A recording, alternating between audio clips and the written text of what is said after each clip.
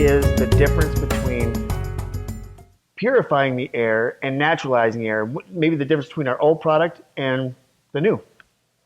Well, when you talk about purifying the air, what you're thinking about is that you're removing things from the air, that there's things in the air that shouldn't be there, and by getting them out, then you make the air better. It's just one of the kind of logical things. Mm-hmm. But what we've discovered is that that is not necessarily the whole answer.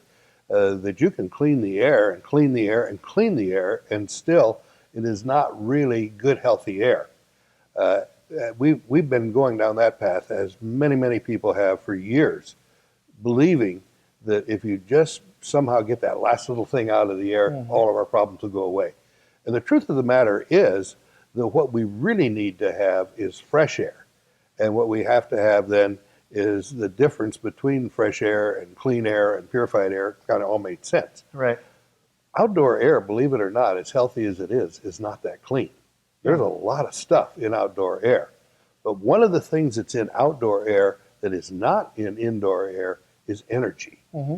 And that energy, we discovered, is the difference between healthy air and unhealthy air.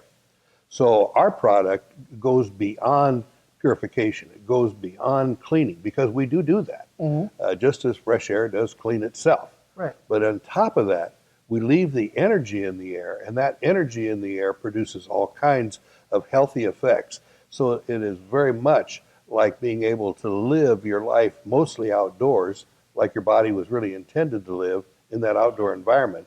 Right. And so we get a lot of health effects, we get a lot of quality of life effects, all because we're now in energized air that's been restored to its natural fresh air. Mm-hmm.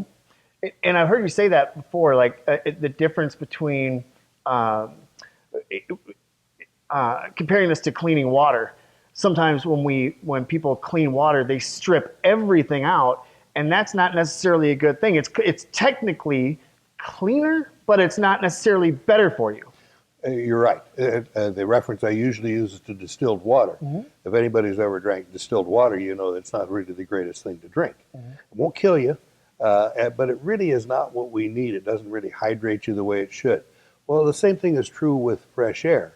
That freshness in the air, the energized elements that are in the air, are absolutely vital to our defense system. It's what makes us healthy. Mm-hmm. And it kind of sneaks up on you a little bit, because our body systems are so well designed that you can be in really horrible air for a short period of time. Mm-hmm. But if we're in really kind of sort of bad air for a long period of time, we start to develop sensitivities to it. Our body has to start compensating for it. We start getting things trapped in our system that shouldn't be there, that are not there outdoors. Mm-hmm. And as a result, we become more sensitive to our environment. We start taking pills, we start medicating, and then the quality of life goes down. And really all we needed to do was to go back outside and Right. be in fresh air some more. Right.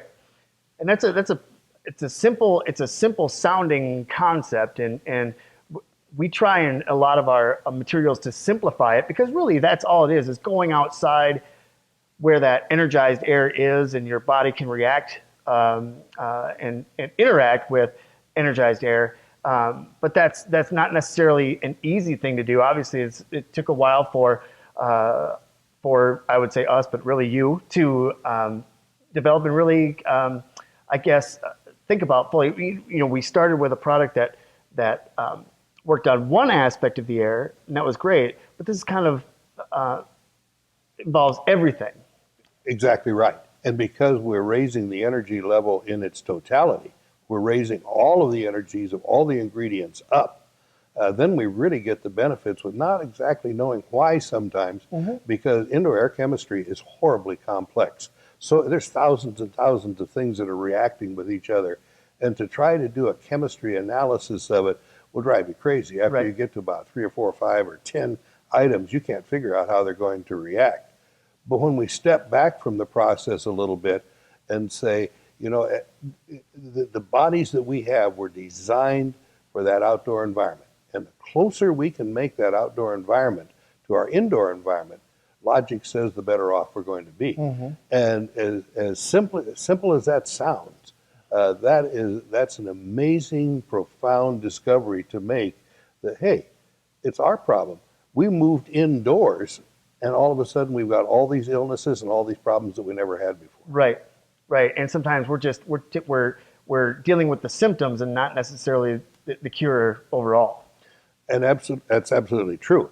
And sometimes it starts to be a path that you keep going deeper and deeper and deeper into because you start having to take medications to compensate for the side effects of medications, and it's just a never-ending trail. Right.